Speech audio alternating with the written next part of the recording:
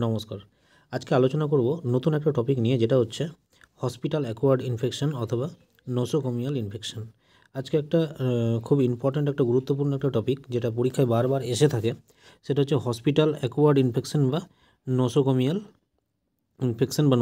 Infection কিন্তু এখানে বলা হয়ে থাকে। তো হসপিটাল অ্যাকোয়ার্ড ইনফেকশন বা নোসোকোমিয়াল ইনফেকশনটা কী? তো এখানে হসপিটাল অ্যাকোয়ার্ড ইনফেকশন কথাটার দ্বারা আমরা বুঝতে পারছি যে হসপিটালের মধ্যে যে সমস্ত ফেসিলিটিস থাকে এবং সেই ফেসিলিটিসগুলো যদি ঠিকঠাকভাবে না কাজ হয়, ঠিকঠাকভাবে না চলে, বিভিন্ন ডিসপোজালগুলো যদি ঠিকঠাকভাবে না চলে বা আনহাইজেনিক কোনো কিছু হয়, তাহলে সেক্ষেত্রে যে সমস্ত ইনফেকশন ছড়ায় সেটাকেই বলা হয় হসপিটাল অ্যাকোয়ার্ড ইনফেকশন। যেমন সেটা পেশেন্ট থেকে ডক্টরের হতে পারে বা ডক্টর থেকে পেশেন্টের হতে পারে বা যে কোনো কারো কাছে কিন্তু এটা ট্রান্সমিট হতে পারে। তো সেটাই হচ্ছে হসপিটাল অ্যাকোয়ার্ড ইনফেকশন। তাহলে আমরা হসপিটাল অ্যাকোয়ার্ড ইনফেকশনকে আরেকটা নামে জানি, সেটা হচ্ছে নোজোকোমিয়াল infection.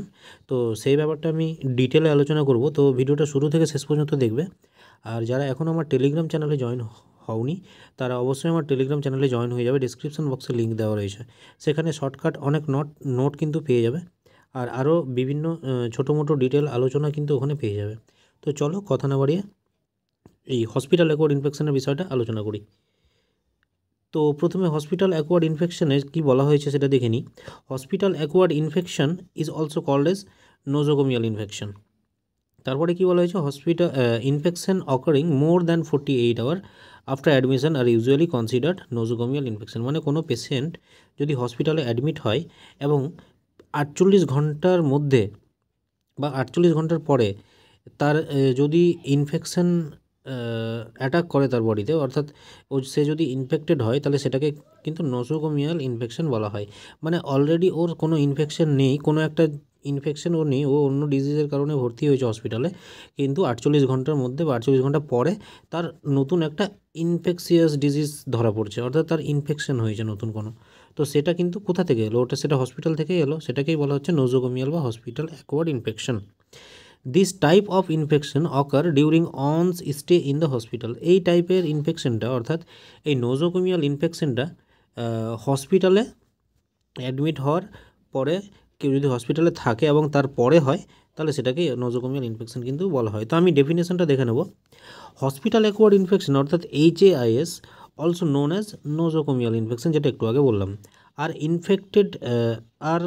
Infections patients contract while or shortly after receiving health care. They can be mild or life threatening. মানে এই নোজোকোমিয়াল ইনফেকশনটা হসপিটালে অ্যাডমিট হওয়ার পরে যদি কোনো পেশেন্টের কাছ থেকে আসে বা পেশেন্টের কন্ট্যাক্টে এলে যদি হয়ে থাকে, তাহলে সেটাকে নোজোকোমিয়াল ইনফেকশন বলা হয়, যেটা মাইল্ডও হতে পারে বা লাইফ থ্রেটেনিংও হতে পারে। ঠিক আছে, এটা খুব অল্প এফেক্টিভও হতে পারে এবং খুব লাইফ থ্রেটনিংও কিন্তু হতে পারে। এরপর আমরা দেখে নেব HAI may be consider from 3 angle. এটা তিনটে অ্যাঙ্গেল থেকে কিন্তু কনসিডার করা হয়েছে। একটা হচ্ছে সোর্স, আর একটা হচ্ছে রুট অফ স্প্রেড, আর একটা হচ্ছে রেসিপিয়েন্ট। একটা হচ্ছে সোর্সে কি বলা হয়েছে, সোর্সগুলো কী সোর্সগুলো হচ্ছে পেশেন্ট একটা সোর্স হতে পারে, হসপিটাল স্টাফ একটা সোর্স হতে পারে, এনভায়রনমেন্ট একটা সোর্স হতে পারে। পেশেন্ট কীরকম সোর্স, কোনো পেশেন্ট অ্যাডমিট হলো হসপিটালে, তো সেক্ষেত্রে তার কোনো ইনফেকশিয়াস ডিজিজ আছে এবং সে পাশের বেডের কোনো পেশেন্ট যদি তার কন্ট্যাক্টে আসে এবং তারও যদি সেই ইনফেকশনটা তার বডিতে চলে যায়, তাহলে সেই ক্ষেত্রে সোর্সটা হচ্ছে কিন্তু পেশেন্ট, একটা সোর্স হলো। হসপিটাল স্টাফের ক্ষেত্রে কি বলা হয়েছে, মানে কোনো হসপিটাল স্টাফ কোনো ডিজিজ বা ইনফেকশনে আক্রান্ত কোনো পেশেন্টকে টাচ করে এসছে এবং তার কন্ট্যাক্টে ছিল, এবং তারপরে সে নতুন কোনো পেশেন্টের কন্ট্যাক্টে আবার পরে এলো, তাহলে ওই ট্রান্সমিট হচ্ছে আগের পেশেন্টের ইনফেকশনটা পরের পেশেন্টের বডিতে। সেটা কার থ্রু হচ্ছে, হসপিটাল স্টাফের থ্রু হচ্ছে। এটা হলো একটা সোর্স। আর একটা এনভায়রনমেন্ট বলতে পরিবেশগত, যেমন এয়ারবর্ন অনেক সমস্যা হয় হসপিটালের বায়ুতে, ধূলিকণাতে অনেক সময় ইনফেকশন থেকে যেতে পারে অন্য কোনো পেশেন্টের, যেটা আমার বডিতে আসতে পারে, যার কারণে ইনফেকশন কন্ট্রোল একটা প্রোগ্রাম রয়েছে, যেটা হসপিটালকে পরিষ্কার পরিচ্ছন্ন রাখতে বলা হয়, যাতে এই এনভায়রনমেন্ট সোর্সের থ্রু কোনো ইনফেকশন না ছড়ায়। তো এই বিষয়ে আমি শর্টকাট একটু আলোচনা করলাম। এবার আমি এই বিষয়ে ডিটেলে একটু আলোচনায় যাব। তো সবথেকে প্রথমে পেশেন্টের কথা কি বলা হয়েছে, patient suffering from infectious disease like viral infection, skin infection, RTI, UTI, all of this are very common source of HAI. মানে পেশেন্ট, যে সমস্ত পেশেন্ট সাফার করে বিভিন্ন ইনফেকশিয়াস ডিজিজে, যেমন viral infection, skin infection, RTI অর্থাৎ রেসপিরেটরি ট্র্যাক ইনফেকশন, ইউটিআই অর্থাৎ urinary track infection, all of this are very common source of এই সমস্ত ইনফেকশন হচ্ছে খুব এইচএআই এর একটা কমন সোর্স। ঠিক আছে, এবার হসপিটাল স্টাফের কথা কি বলা হয়েছে, hospital staff who come to close with infectious patient are an important source of HI. মানে কোনো হসপিটাল স্টাফ যদি কোনো ইনফেকশিয়াস পেশেন্টের খুব ক্লোজ কন্ট্যাক্টে আসে, তাহলে সেটা একটা সোর্স হতে পারে এইচআইয়ের, কারণ ক্লোজ কন্ট্যাক্টে আসার পর ও অন্য কোনো পেশেন্টের কাছে গেলে সেই ইনফেকশনটাও কিন্তু ট্রান্সমিট হয়ে যাওয়ার চান্স।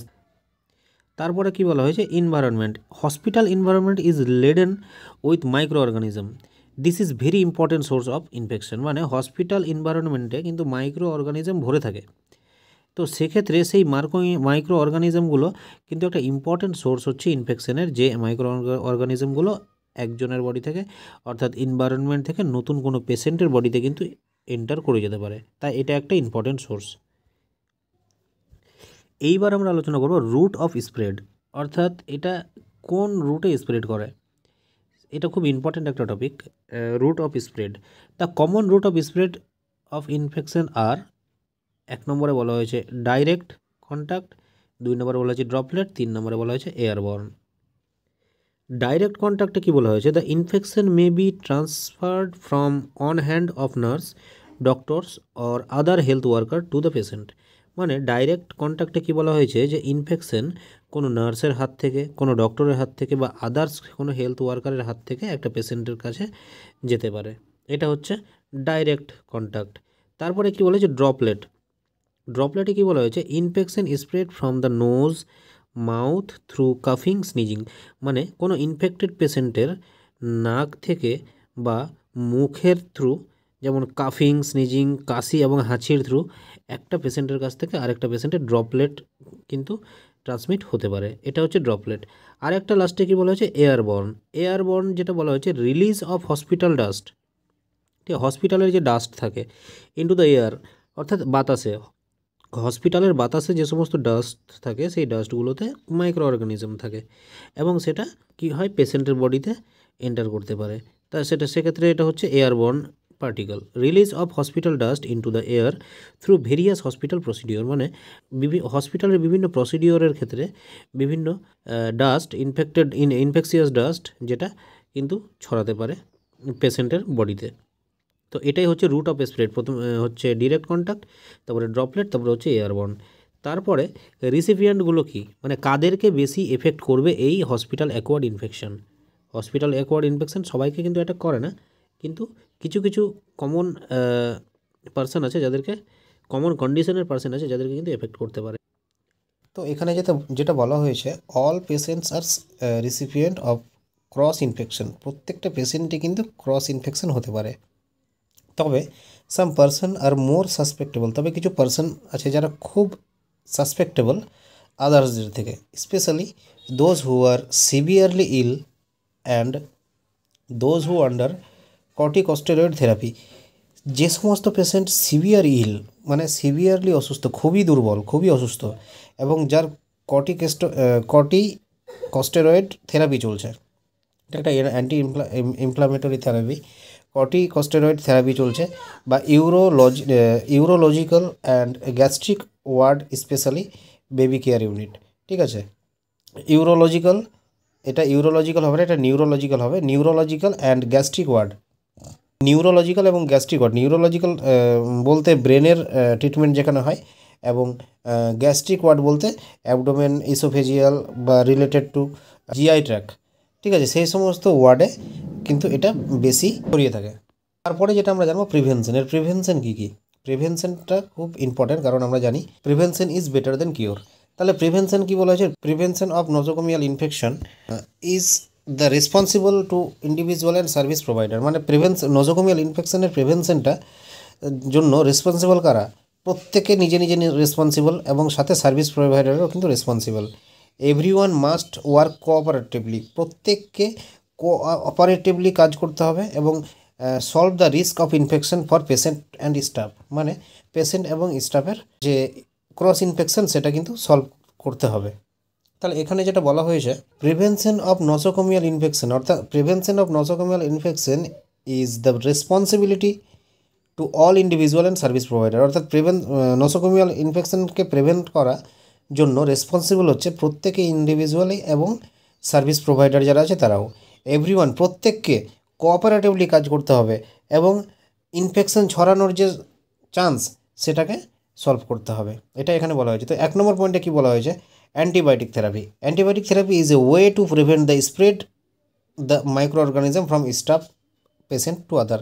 অ্যান্টিবায়োটিক থেরাপি একটা কমন প্রিভেনশন যেটা মাইক্রো অর্গানিজম স্টাফ এবং পেশেন্ট থেকে আদার্সদের ছড়াতে বাধা দেয়।